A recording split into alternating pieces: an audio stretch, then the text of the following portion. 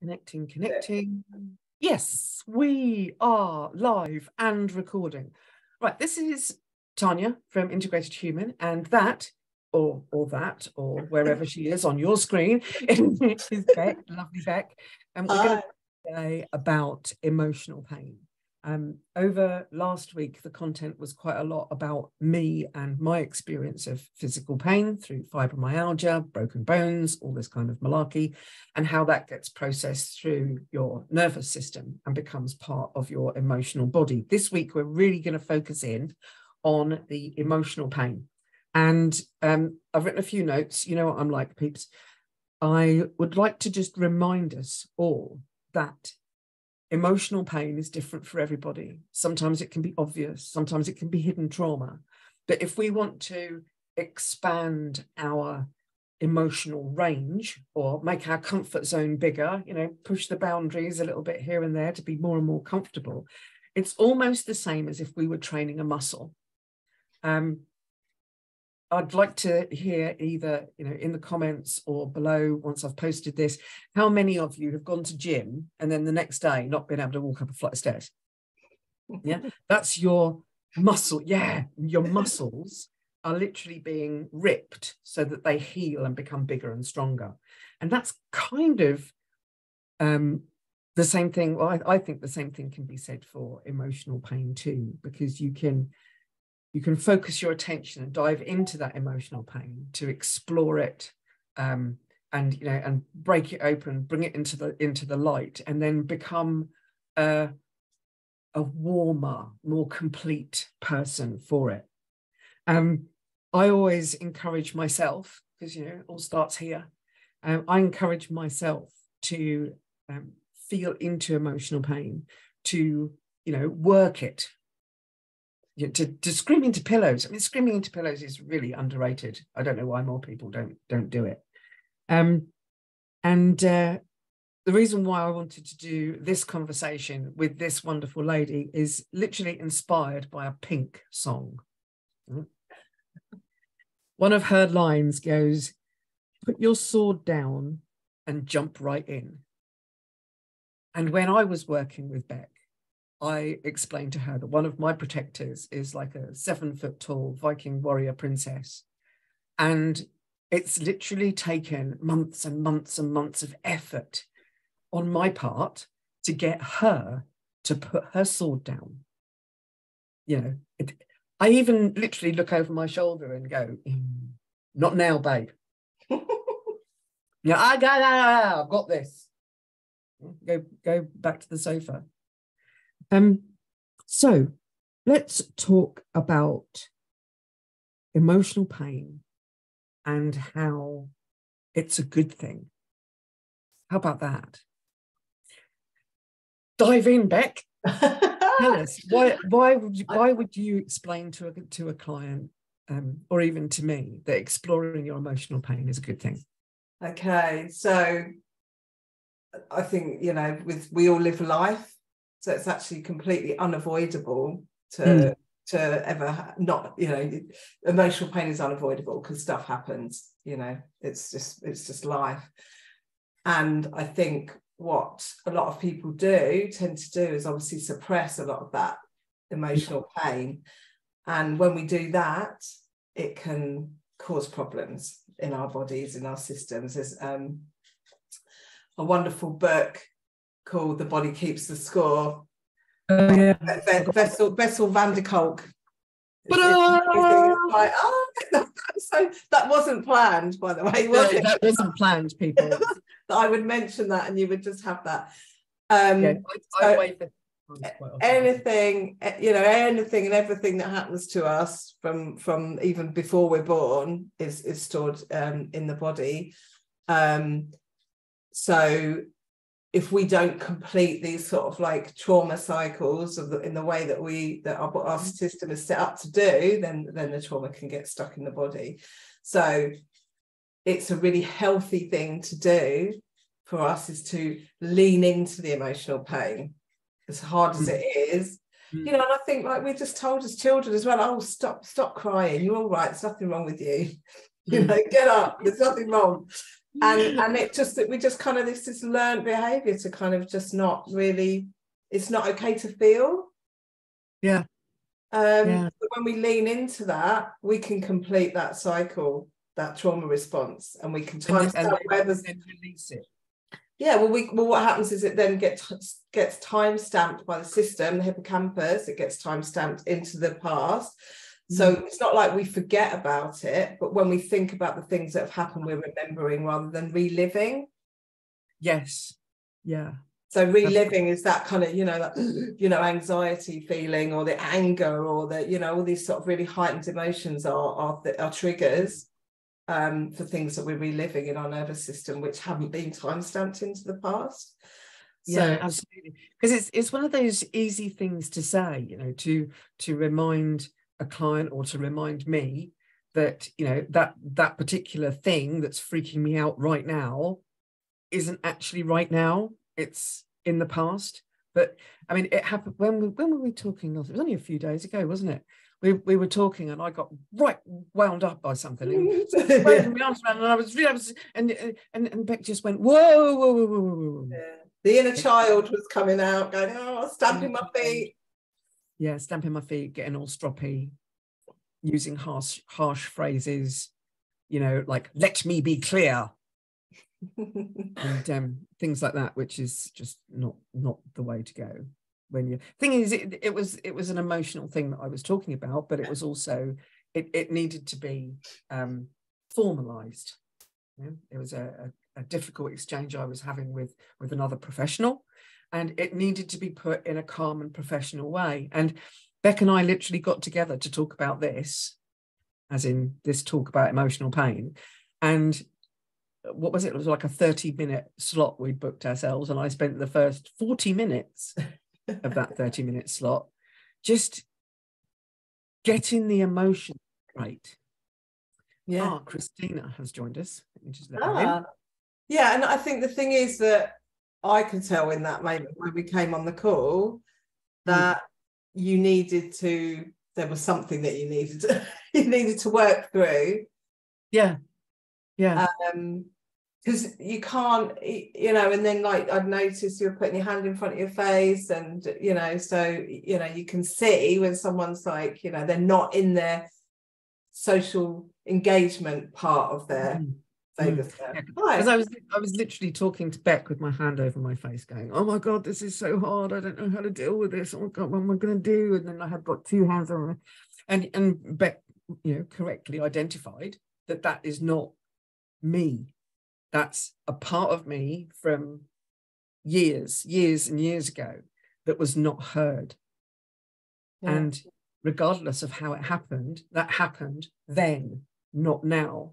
And just by literally reminding me, we got out of that, or I got out of that state and into the present, and then was able to put together a really sensible email. That part of you is created by your nervous system when you're a child. We're going way back, because that part of you is protecting you from feeling the attachment wounds, whatever has gone on in the past. And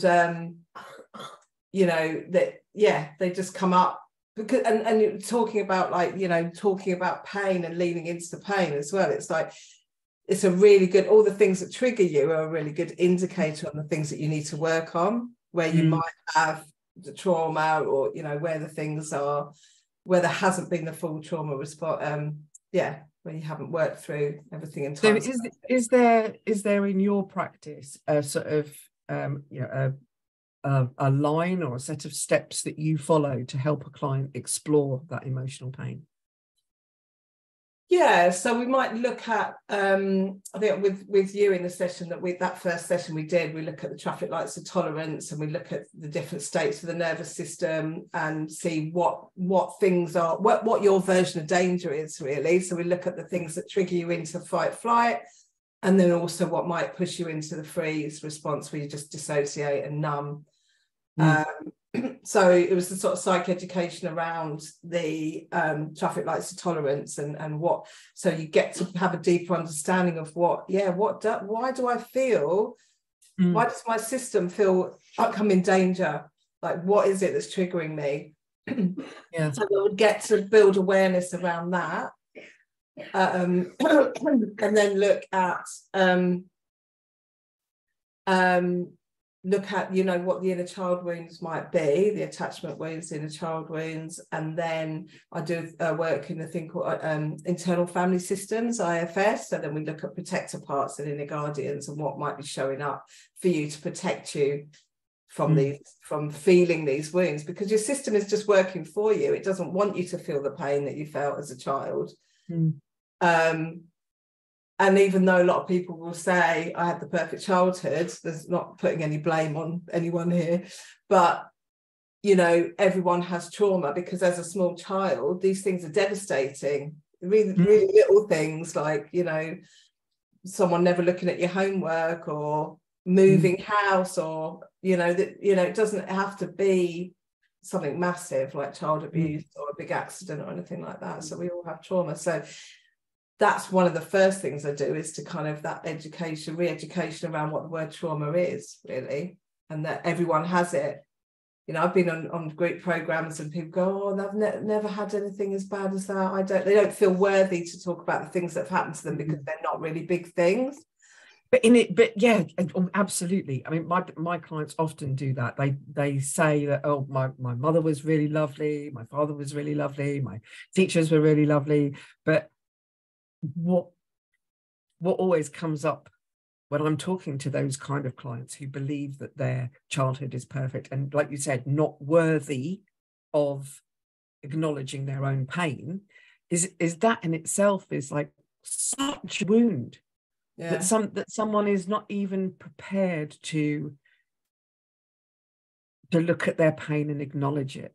Yeah. So like someone said to me the other day, oh, I had a great childhood, and so the only thing is that my parents were working all the time. And I'm like, bing, like, yeah, as that coaches, we hear the bells go off. Yeah, that is there's an abandonment thing going on there, and they're not, as an adult, you can justify it and go, well, they had to work all the time, they were running their own business, like they were just putting food on the table. But that's their kind of grown-up talking. Yeah, so cognitively, they're not allowing their child to talk and say, and say, yeah, but the adult's going, all perfectly justifiable, but the child is saying, yeah, but I was still alone. Yeah, so what happens? And it's just bringing those two parts together. Well, you can reparent, you as the adult can reparent that child and absolutely talk to that child. So yeah, I didn't really answer your question very well when you said what are the steps, because I guess it just, with the work that I do as well, I'm very much the tail of the comet. The comet is the client, and I go wherever they want to go, but there's certain tools that I use depending on what it is that they want to look at. But I very much do a lot of psychoeducation around where trauma is stored in the body, the nervous system, especially, like, because I do a lot of somatic work like yourself. It's like, where do you feel that? Lots of people will just be in their head constantly, and they won't even, they'll be so dissociated from their body. They'll say, where do you feel that in your body? And it's like, no idea. Like, my body, what's that? Yeah.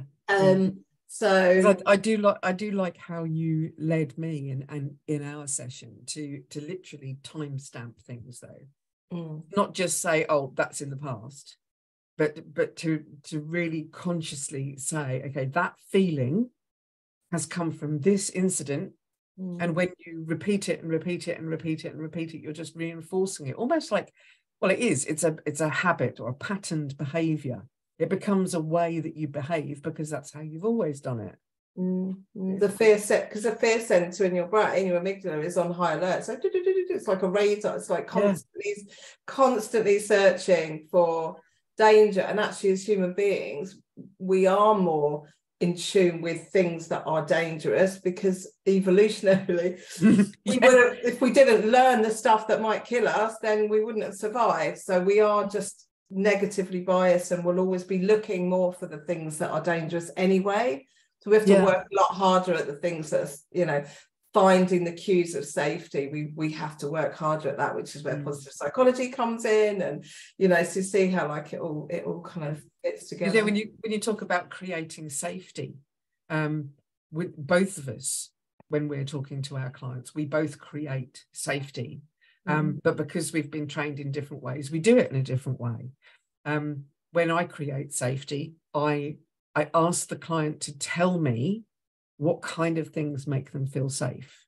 Yeah, if we're in a remote situation and not face to face, I ask them if there's anybody else in the house. Are they likely to be interrupted? Have they got a blanket? Have they got some water? Those kind of things, just to encourage that person to literally think about themselves and where they are situated. I'll even go as far as to say, okay, what makes you feel safe? How can I help you feel safer? Especially when we're talking about difficult things. Even right the way down to simple things like when I have a client in my home doing breath work, yeah, I will always let them see me lock the door and turn the alarm off. Not the alarm, the doorbell. Because and I'll tell them what I'm doing and why I'm doing it. And it's amazing how some people will literally go from being quite like alert to literally just relaxing into their chair when you're talking to them. And what was the other thing? Something else came into my head then. Well, healing happens in relationships. It happens absolutely. Relationships and in the attunement that you have with people. So yeah, that makes sense. And I've felt differently with lots of different kinds of coaches. You sort of come at the safety thing, like you said, through that positive psychology, through education and teaching people how their nervous systems and their brains are trying to protect them. And I work in a very similar way, but it's literally just different words for the same thing. Yeah, that's it. I mean, how would you talk to someone who is quite obviously in a trauma state but doesn't want to acknowledge it? How would I talk to them? I mean, it depends, how they showed up in the coaching session. Right. But lots of kind of vagal toning, like exercise. The vagus nerve that runs through their head and neck, and down into the gut, and just looking for those cues of safety, really, and how they can. So the breathing, like the stuff that you do, the breath work, making sure that they can feel their feet on the ground, that they're present in that moment, because like I say, if they're stuck in a trauma state, they're not in the present, they're somewhere in the past and they're reliving something. So I'd ask them questions like, actually someone called me the other day, someone I used to coach, and I picked up the phone and I couldn't even hear what she was saying. She couldn't even breathe. She was like in a right state. She was sitting at the side of the road in a car. She'd had to pull off the road and sat in a lay-by because she just had this like massive panic attack. Never had one before in her life. And I just spoke to her, say, "You're okay. You are safe. You are safe in this moment. You are. There's no tiger chasing you. You are completely safe where you are right now." And she just kind of regulated her breathing, do a thing called 5-2-8 breathing as well, which kind of tones the vagus nerve. The bilateral tapping is a really good one as well. Yeah, there's also that connects the left. Yeah, any kind of bilateral like tapping, so because it connects the left brain to the right brain and just kind of calms the nervous system.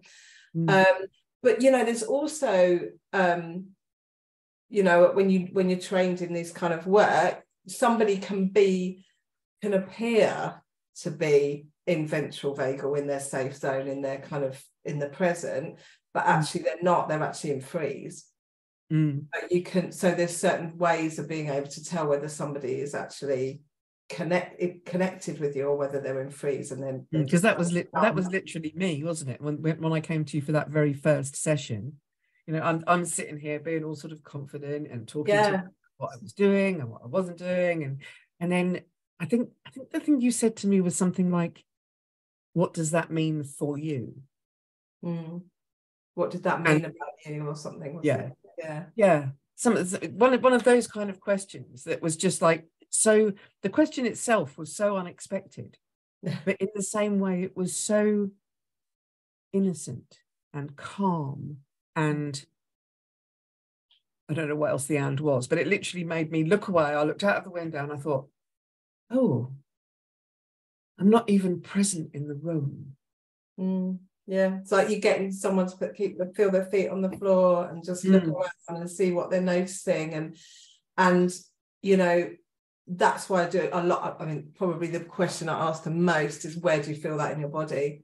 Because that's a real giveaway. That's a real giveaway. If somebody can't feel something, it's like that you can tell that they're in freeze, because they're just numb, they're dissociated, they're in their head. Well, they think they're thinking, but actually they're not, because they're, you know, talk about the brain in the palm of the hand, they've flipped their lids and they're not, this is the neocortex, and they're in their limbic system or even in their brainstem, and they need to get back online so they can start to think again from here. So when someone's in, and people can live in functional freeze for years, like, and not even know, and you know, not realize, you know. And that's been the big change for me, having spent bucket loads of cash and bucket loads of time training as a somatic coach.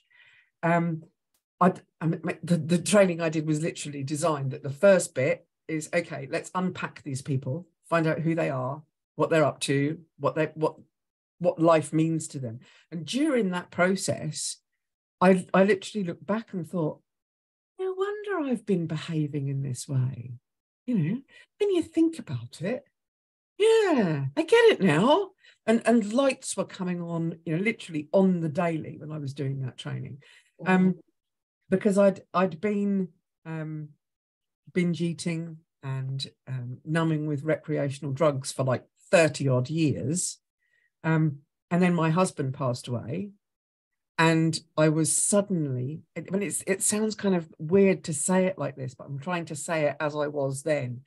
I felt like I was suddenly without someone to please, without someone to pander to, without someone to look after. Yeah. And it was like, okay, I can look after me now. And then it was like, well, who the fuck am I? I didn't even know who I was. I went into a full-scale panic attack about a week or so after my husband died, when I started phoning all sorts of random people, everybody from the funeral director to my old boss to, you know, a friend in the village. And the question was, am I still Mrs. Swarbrick? Wow. Yeah. Because it was like, I was so, who the fuck am I, that I needed as many opinions as possible. And it was so cute, because people were saying, well, of course you are. You can be Mrs. Swarbrick if you want to be, or you can change your name back. I mean, is it the name that's important? You know, do you need a hug? Do you want to come over for some wine? Really nice Merlot. And those kind of things. So it having all of those opinions, it was almost like that question was asked of all of them, and each response they gave me gave a bit of me back. But what's really interesting is you needed that external validation. Oh, absolutely. And that's the people pleasing thing, isn't it? That's the codependency thing. It's like all of a sudden you didn't have that person. Yeah. You were living for, you got all your external validation from. So then it was like, you know, you needed that. Yeah. So really interesting trauma response. Yes. And it felt weirdly desperate. Like I was just like this big, you know. I was just like this tiny little speck, and yeah, I had no idea who I was, no idea at all. You just minimized yourself and was like needed to get that kind of validation. I mean, for many days, the only thing that actually worked in my life was, I'm going to walk the dog. You know? Yeah, but that's great, because that was good there. That got you moving, because when you go into freeze, you have to think, you know, I talk to clients like, what will get you out of that freeze? You know, and they go, I'll you know, I'll go to the gym, I'll do this. It's like, no, that's not really going to get, you know, it needs to be something, because if it's too much too soon, too quick, it, you know. I also found that, because walking the dog was, up to that point, again, I mean, even the concept of that changed. It stopped being walking the dog. It was stuff like, it became a reason for me to get out of the way of people who were not helping. We'd be in a difficult conversation with the funeral director, say. He came to my house. I had a friend there. I had the kids there. We were talking about this, that, and the other. And I just stood up at one point and went, look, plain casket, rope handles, everything black. I need to walk the dog now. So you were able to just kind of dip in there, get the stuff done, and then get out. The stuff done, and then immediately like, dog walk, dog go. Yeah. Well, that's how your system coped with dealing with the grief at that point, and then that would have evolved into absolutely. And the amazing thing is that, like you said, that codependency that I had once he was gone, putting myself back together again was kind of weird, because I didn't even know what my bits were. I didn't know what was mine and what was his. And that was literally from, I'd look at a person's face and say, are you, and not say out loud, but in my head, I'd be saying things like, are you my friend or are you his friend? That's what they call enmeshment, when you become enmeshment, rather than it interdependent, which is the goal. It's like, you become so meshed with people. Yeah. But you see, I've not only meshed with people, but I've also done it with emotions. All of my protectors are pretty much online, pretty much all the time, unless I actually turn around and go sofa. Yeah, so you become blended in IFS. Yes, blended. That's the word. And you actually think that that's who you are at your core. That's who you are. Like you don't know who you are always your true self at your core, but it just gets, all these parts come up and they get in the way, and they're all there with loving intention, but they take over. What's wonderful about being aware of it, though, is that I can still be me and all of them at the same time. It sounds like I'm talking like a schizophrenic, doesn't it? No, there's a really good quote. There's a really good quote. It's like an ancient quote by Rumi about and the analogy of like a guest house, and like all the guests are welcome. And even back then, I mean, I think it was like 1800s or even earlier, like it's ancient stuff, talking about like the human condition being like a guest house and just welcoming all the people that come and go. And it's like, it's amazing. But I would just like to reassure my clients at this point that I'm not some kind of weirdo. This is human. Yeah, this is completely human. And I sometimes say in my posts, I'll make a mistake on something, or I'll like I did this week when I arranged this live for Monday, and then thought, what am I doing? So I had to redo it. But it's just showing my human. I'm just as human as anybody. I'm sure most people want to work with a human. Yes, absolutely. But it's difficult sometimes when I want to be as genuine and vulnerable as I can in a situation like this, because then the people out there who are also feeling vulnerable know that it's safe to be vulnerable. Know that just because I'm talking to you about difficult points in my life doesn't mean I instantly go back there and become re-traumatized by them, because they've now been, as you said, time-stamped. And it's like going back to that guest house. It may not be a locked door, but the door is certainly closed. It's still there. It's still part of me. Same as all of the habits that I've broken, the habits that I've built, and becoming a different emotional person is, I think, just as important as acknowledging that our cells die and replace. We're not the same entities. I think it's 7 years, isn't it? We replace every cell in our body. I mean, there's all sorts of the neuroscience into this stuff now. I mean, what we do know is the capacity for change is with neuroplasticity. And, oh God, my favorite word, neuroplasticity. It's immense, but also epigenetics you know, there's proof that, you know, I mean, I find this fascinating, that it's not passed down through DNA, but it's in the cells, like through generations. So 7 generations of trauma can get carried through. Generational trauma can carry through 7 generations. So they did an experiment with the Holocaust, families of the Holocaust victims, and, you know, there's certain sounds that will still have a nervous system response, that it was like a bell that rang in this concentration camp and stuff like that. Like, that's just fascinating. That and someone who has never heard that bell still has that physiological response to the sound. And so I find that fascinating, because it means it's not, you know, you're not necessarily born blueprint of someone else, but actually there are things that are carried through, but it's more on a surface level that can be changed. I'm probably not explaining this very well, but it's just fascinating. It's all pretty boffiny, like neuroscience stuff, but I just I need to, you know, be a bit more succinct and trying to explain it. But I've got books that I need to read about it. Well, haven't we all got books? Yeah, no, it's like there's never enough time to learn. There isn't. By the time you've, you know, walked the dog, fed yourself, got something to look after yourself.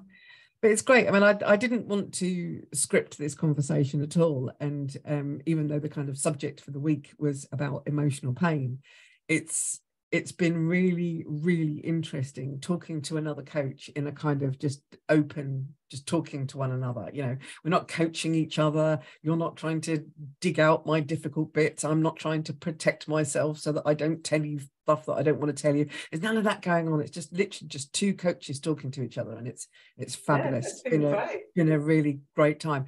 And I'd like to invite you back again. Oh, I'd love to come back. I don't know when.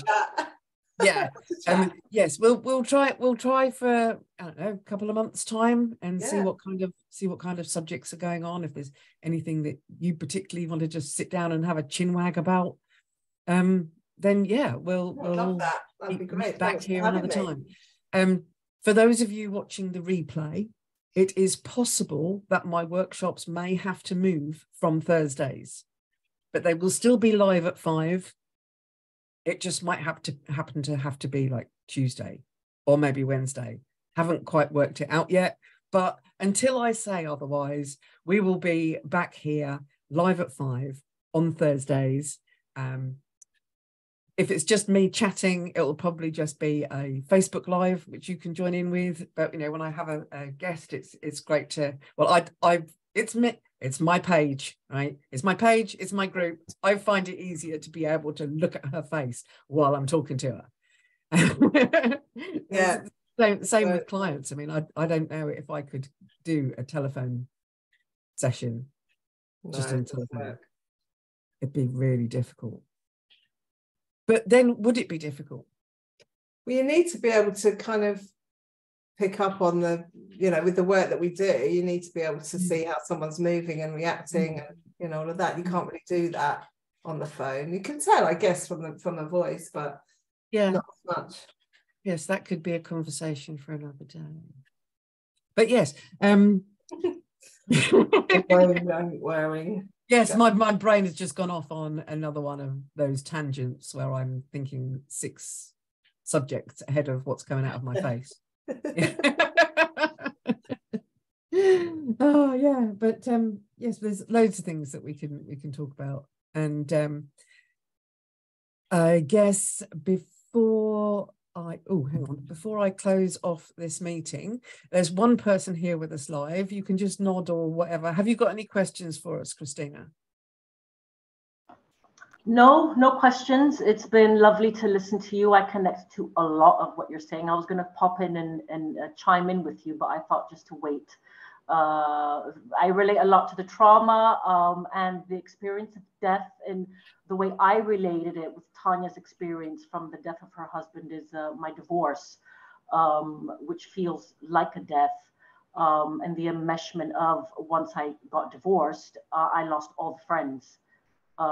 His friends were my friends, so all of a sudden I was all alone. So very much relate to that. Who am I? I'm lost. I have no identity. So yes, it's been interesting. Yeah, That's lovely. Thank you very much for that, Christina. Okay, well, we're going to call it a day, and I'll just stop the recording now. Okay.